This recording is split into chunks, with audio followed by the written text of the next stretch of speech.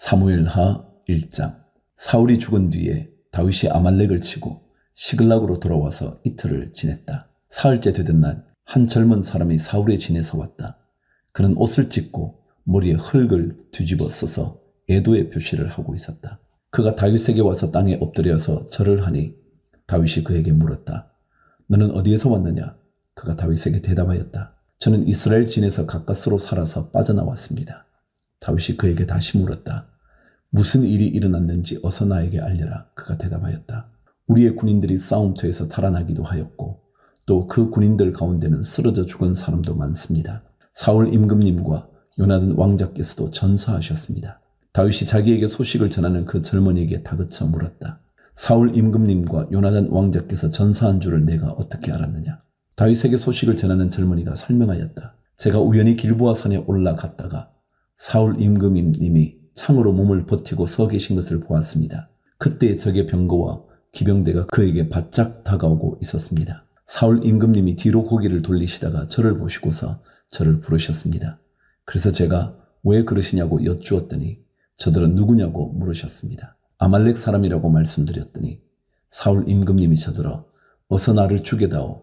아직 목숨이 붙어 있기는 하나 괴로워서 견딜 수가 없다 하고 말씀하셨습니다. 제가 보기에도 일어나서 사실 것 같지 않아서 다가가서 명령하신 대로 하였습니다. 그런 다음에 저는 머리에 쓰고 계신 왕관을 벗기고 팔에 끼고 계신 팔찌를 빼어서 이렇게 가져왔습니다. 그러자 다윗이 슬픔을 억누르지 못하여 자기의 옷을 잡아 찢었고 그와 같이 있던 사람들도 모두 그렇게 하였다. 그리고 그들은 사울과 그의 아들 요나단과 주님의 백성 이스라엘 가문이 칼에 맞아 쓰러진 것을 슬퍼하면서 해가 질 때까지 울며 금식하였다. 다윗이 자기에게 소식을 전하여 준 젊은이에게 너는 어디 사람이냐 하고 물으니 저는 이스라엘 땅에 거주하는 아말렉 사람 곧 외국인의 아들입니다 하고 그가 대답하였다.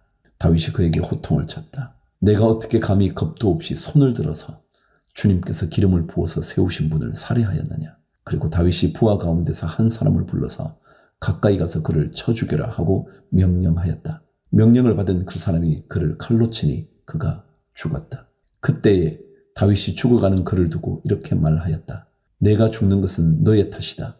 내가 너의 입으로 주님께서 기름을 부어서 세우신 분을 제가 죽였습니다 하고 너의 죄를 시인하였다. 17절.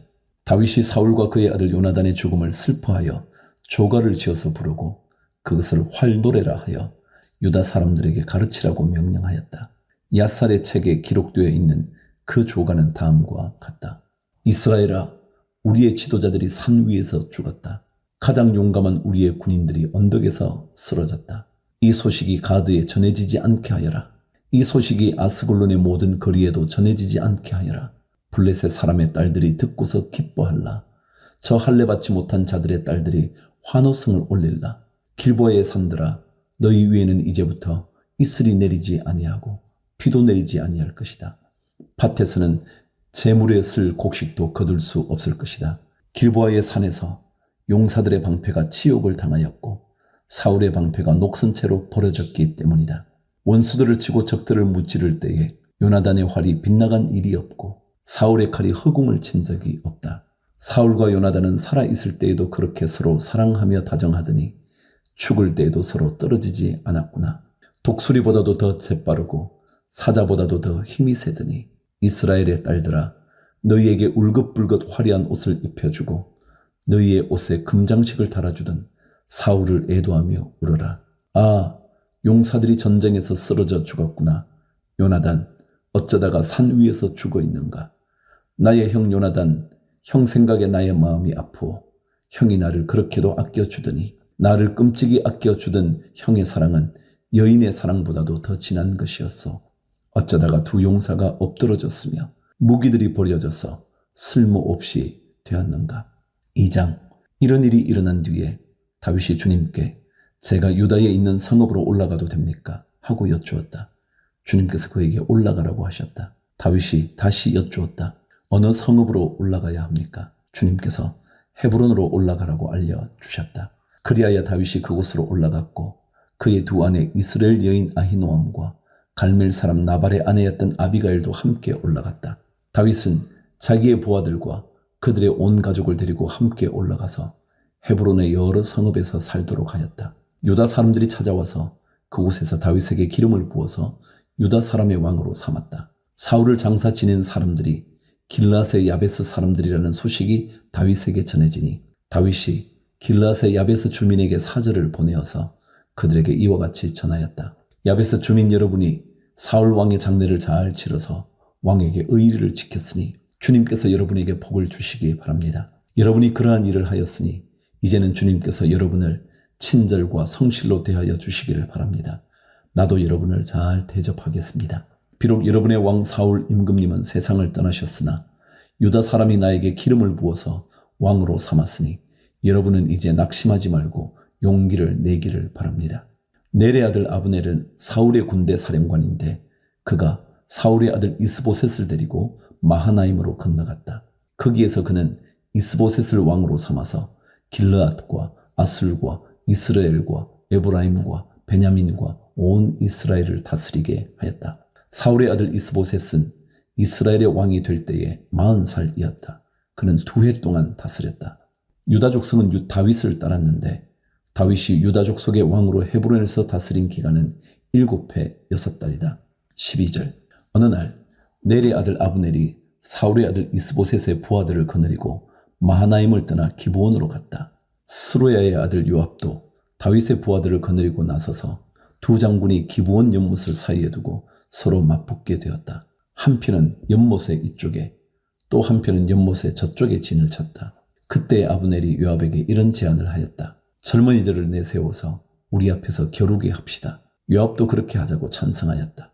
젊은이들이 일어나서 일정한 수대로 나아갔는데 사울의 아들 이스보셋 쪽에서는 베냐민 사람 12명이 나왔고 다윗의 부하들 가운데서도 12명이 나왔다. 그들은 서로 상대편 사람의 머리카락을 거머쥐고 똑같이 상대편 사람의 옆구리를 칼로 찔러서 모두 함께 쓰러져 죽었다. 그래서 기브온에 있는 그곳을 헬갓 하수림 곧 칼의 벌판이라고 부른다. 그날의 싸움은 가장 치열하게 번져나갔고 결국 아브넬이 거느린 이스라엘 군대가 다윗의 군대에게 졌다. 마침 그곳에는 스루야의 세 아들 요압과 아비새와 아사엘이 있었는데 아사엘은 들에 사는 노루처럼 다름박질을 잘 하였다. 아사엘이 아브넬을 뒤쫓기 시작하여 오른쪽으로나 왼쪽으로 빗나가지 아니하고 아브넬만을 바싹 뒤쫓았다. 아브넬이 뒤를 돌아보면서 아사엘 바로 너였구나 하고 말하니 아사엘이 그래 바로 나다 하고 말하였다. 그러자 아브넬이 그를 타일렀다. 나를 그만 뒤쫓고 돌아서서 가거라. 여기 나의 좌우에 있는 젊은이나 한 사람 붙잡아서 그의 군복을 벗겨가지고 가거라. 그러나 아사엘은 그가 뒤쫓던 길에서 물러가려고 하지 않았다. 아브넬이 다시 한번 아사엘을 타일렀다. 너는 나를 그만 뒤쫓고 물러가거라. 내가 너를 쳐 죽여서 너를 땅바닥에 쓰러뜨려야 할 까닭이 없지 않느냐. 내가 너를 죽이고 어떻게 너의 형 요압을 보겠느냐. 그런데도 아사엘이 물러가기를 거절하니 아브넬이 창 끝으로 아사엘의 배를 찔렀다. 창이 그의 등을 뚫고 나왔으며 그는 그 자리에서 쓰러져 죽었다. 아사엘을 따르던 사람들이 그가 쓰러진 곳에 이르러서 모두 멈추어 섰다. 그러나 나머지 두 형제 요압과 아비새는 아브넬을 계속 뒤쫓았다. 그들이 기브온 광야로 들어가는 길가에 기야 건너쪽에 있는 암마 언덕에 이르렀을 때에 날이 저물었다. 그때 아브넬을 따르는 베냐민 족속의 군인들은 언덕 위에서 아브넬을 호위하고 버티었다. 거기에서 아브넬이 요압에게 휴전을 제의하였다. 우리가 언제까지 이렇게 싸워야 하겠소? 이렇게 싸우다가는 마침내 우리 둘 다 비참하게 망하고 말지 않겠소? 우리가 얼마나 더 기다려야 장군이 장군의 부하들에게 동족을 추격하지 말고 돌아가라고 명령하겠소? 요압이 대답하였다. 하나님의 살아계심을 두고 맹세하오. 장군이 이런 제안을 하지 않으셨다면 내 군대가 내일 아침까지 추격을 해서 장군을 잡았을 것이요. 요압이 나팔을 보니 모든 군인이 멈추어 섰다. 그들은 더 이상 이스라엘을 추격하지 않고 더 이상 그들과 싸우지 않았다. 아브넬과 그의 부하들이 그날 밤이 새도록 아라바를 지나갔다. 그들은 요단강을 건너고 비두론 온 땅을 거쳐서 마하나임에 이르렀다. 요압도 아브넬을 뒤쫓던 길에서 돌아와서 군인들을 점호하여 보니 다윗의 부하 가운데서 19명이 없고 아사엘도 없었다. 그러나 다윗의 부하들은 아브넬의 부하 가운데서 베냐민과 아브넬 군인을 360명이나 쳐 죽였다. 요압과 그 부하들은 아사엘의 죽음을 메어다가 그의 아버지가 묻혀있는 베들레헴의 무덤에 장사하였다. 그리고 그들이 밤이 새도록 걸어서 헤브론에 이르렀을 때에 아침 해가 떠올랐다. 3장. 사울 집안과 다윗 집안 사이에 전쟁이 오래 계속되었다. 그러나 다윗 집안은 점점 더 강해지고 사울 집안은 점점 더 약해졌다. 다윗이 헤브론에서 낳은 아들은 다음과 같다. 맏 아들은 이스라엘 여인 아히노암에게서 태어난 암논이고, 둘째 아들은 갈멜 사람 나발의 아내였던 아비가일에게서 태어난 길르압이고, 셋째 아들은 그술 왕 달메의 딸 마아가에게서 태어난 압살롬이고, 넷째 아들은 핫깃에게서 태어난 아도니아이고, 다섯째 아들은 아비달에게서 태어난 스바데아이고, 여섯째 아들은 다윗의 아내 에글라에게서 태어난 이드르암이다. 이들이 다윗이 헤브론에서 살 때 낳은 아들이다. 사울 집안과 다윗 집안 사이에 전쟁이 계속되는 동안에 사울 집안에서는 아브넬이 점점 더 세력을 잡았다. 사울의 후궁 가운데 리스바라는 여인이 있는데 아야의 딸이었다. 이스보셋이 아브넬에게 장군은 어찌하여 나의 아버지의 후궁을 범하였소 하고 꾸짖었다. 그러자 아브넬이 이스보셋의 말에 몹시 화를 내면서 대답하였다. 임금님께서는 내가 유다의 빌부터 살아가는 개로밖에 보이지 않습니까? 나는 오늘날까지 임금님의 아버지 사울 집안과 그의 형제들과 친구들에게 충성을 다하였고 임금님을 다윗의 손에 넘겨주지도 않았습니다. 그런데도 임금님께서 오늘 이 여자의 그릇된 행실을 두고 나에게 누명을 씌우려는 것입니까? 주님께서는 이미 다윗에게 약속하신 것이 있습니다. 이제 저는 다윗 편을 들어서 하나님의 뜻대로 하겠습니다. 그렇게 하지 않는다면 하나님이 이 아브넬에게 벌을 내리시고 또 내리셔도 좋습니다. 하나님은 이 나라를 사울과 그의 자손에게서 빼앗아 다윗에게 주실 것입니다. 하나님이 다윗을 이스라엘과 유다의 왕으로 삼으셔서 북쪽 단에서부터 남쪽 브엘세바에 이르기까지 다스리게 하실 것입니다. 이 말을 듣고 이스보셋은 아브넬이 두려워서 그에게 다시는 말 한마디도 하지 못하였다. 아브넬은 다윗에게 사람을 보내어서 이렇게 전하였다. 이 나라가 누구의 것입니까? 그러니 임금님이 저와 언약만 세우시면 내가 임금님의 편이 되어서 온 이스라엘이 임금님에게 돌아가도록 하겠습니다. 다윗이 대답하였다. 좋소. 내가 장군과 언약을 세우겠소. 그런데 나는 장군에게 한 가지만 요구하겠소. 그대는 나를 만나러 올 때에 사울의 딸 미가를 데리고 오시오. 그렇지 않으면 내 얼굴을 볼 생각을 하지 마시오.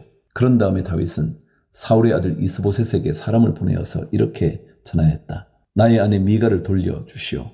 미가는 내가 블레셋 사람의 포피 100개를 바치고 맞은 아내요. 그러자 이스보셋이 사람을 보내어서 미가를 그의 남편인 라이스의 아들 발디엘에게서 빼앗아 오도록 하였다. 그때에 그 여인의 남편은 계속 울면서 바후림까지 자기 아내를 따라왔는데 아브넬이 그에게 당신은 그만 돌아가시오 하고 말하니 그가 돌아갔다. 아브넬이 이스라엘의 장로들과 상의하였다. 여러분은 이미 전부터 다윗을 여러분의 왕으로 모시려고 애를 썼습니다. 이제 기회가 왔습니다. 주님께서 이미 다윗을 두고 내가 나의 종 다윗을 시켜서 나의 백성 이스라엘을 블레셋 사람의 지배와 모든 원수의 지배에서 구하여 내겠다 하고 약속하여 주셨기 때문입니다. 아브넬은 베냐민 사람들과도 상의한 뒤에 이스라엘과 베냐민 사람 전체가 한데 모은 뜻을 다윗에게 전하려고 헤브론으로 떠났다. 아브넬이 부하 20명을 거느리고 헤브론에 이르러서 다윗을 찾아가니 다윗이 아브넬과 그를 따라온 사람들에게 잔치를 베풀었다. 잔치가 끝나자 아브넬이 다윗에게 말하였다.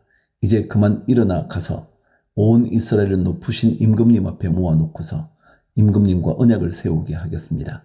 그러면 임금님이 원하시는 어느 곳에서나 원하시는 대로 왕이 되셔서 다스리실 수 있습니다. 다윗이 아브넬을 떠나보내니 그가 평안히 떠나갔다. 22절. 그때에 다윗의 부하들이 요압을 따라 습격하러 나갔다가 많은 노량물을 가지고 돌아왔다. 그러나 아브넬은 그때의 다윗과 함께 헤브론에 있지 않았다. 다윗이 이미 그를 보내어서 그가 무사하게 그곳을 떠나갔기 때문이다.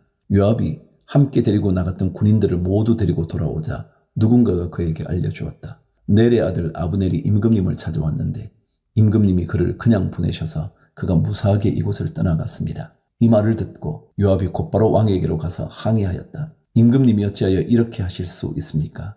아브넬이 임금님께 왔는데 임금님은 어찌하여 그를 그냥 보내어서 가게 하셨습니까? 넬의 아들 아브넬은 임금님께서 잘 아시다시피 임금님을 속이려고 온 것이며 임금님이 드나드는 것을 살피고 임금님이 하고 계시는 일도 모조리 알려고 온 것입니다. 요압은 다윗에게서 물러나오자마자 사람들을 보내어서 아브넬을 뒤쫓게 하였다. 그들은 시라 우물이 있는 곳에서 그를 붙잡아서 데리고 돌아왔다. 그러나 다윗은 그 일을 전혀 몰랐다. 아브넬이 헤브론으로 돌아오니 요압이 그와 조용히 이야기를 하려는 듯이 성문 안으로 그를 데리고 들어갔다. 요압은 거기에서 동생 아사엘의 원수를 갚으려고 아브넬의 배를 찔러서 죽였다. 다윗이 그 소식을 듣고서 외쳤다. 넬의 아들 아브넬이 암살당하였으나 나와 나의 나라는 주님 앞에 아무 죄가 없다. 오직 그 죄는 요압의 무리와 그 아버지의 온 집안으로 돌아갈 것이다. 앞으로 요압의 집안에서는 고름을 흘리는 병자와 나병 환자와 지팡이를 짚고 다니는 다리 저는 사람과 칼을 맞아 죽는 자들과 굶어 죽는 사람이 끊어지지 않을 것이다. 요압과 그의 동생 아비새가 아브넬을 죽인 것은 아브넬이 그들의 동생 아사엘을 기브온 전투에서 죽였기 때문이다. 31절. 다윗은 요압을 비롯하여 자기와 함께 있는 온 백성에게 명령하였다. 백성은 옷을 찢고 허리에 굵은 베옷을 두른 뒤에 아브넬의 상여 앞에서 걸어가면서 애도하여라.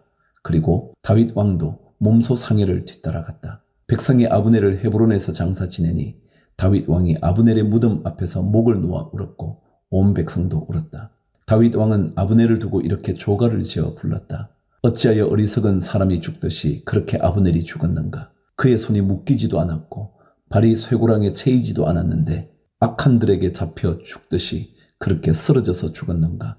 그러자 온 백성이 아브넬의 죽음을 슬퍼하며 다시 한번 울었다. 날이 아직 채 저물지 않았을 때에 온 백성이 다윗에게 와서 음식을 들도록 권하니 다윗이 맹세하였다. 오늘 해가 지기 전에 내가 빵이나 그 어떤 것을 맛이라도 보면 하나님이 나에게 어떤 벌을 내리셔도 마땅하다. 온 백성이 그것을 보고서 그 일을 좋게 여겼다. 다윗 왕이 무엇을 하든지 온 백성이 마음에 좋게 받아들였다. 그때야 비로소 넬의 아들 아브넬을 죽인 것이 왕에게서 비롯된 일이 아님을 온 백성과 온 이스라엘이 깨달아 알았다. 그런 다음에 왕은 신복들에게 말하였다. 그대들이 아는 대로 오늘 이스라엘에서 훌륭한 장군이 죽었소. 스루야의 아들들이 나보다 더 강하니 비록 내가 기름 부음을 받은 왕이라고 하지만 보다시피 이렇게 약하오.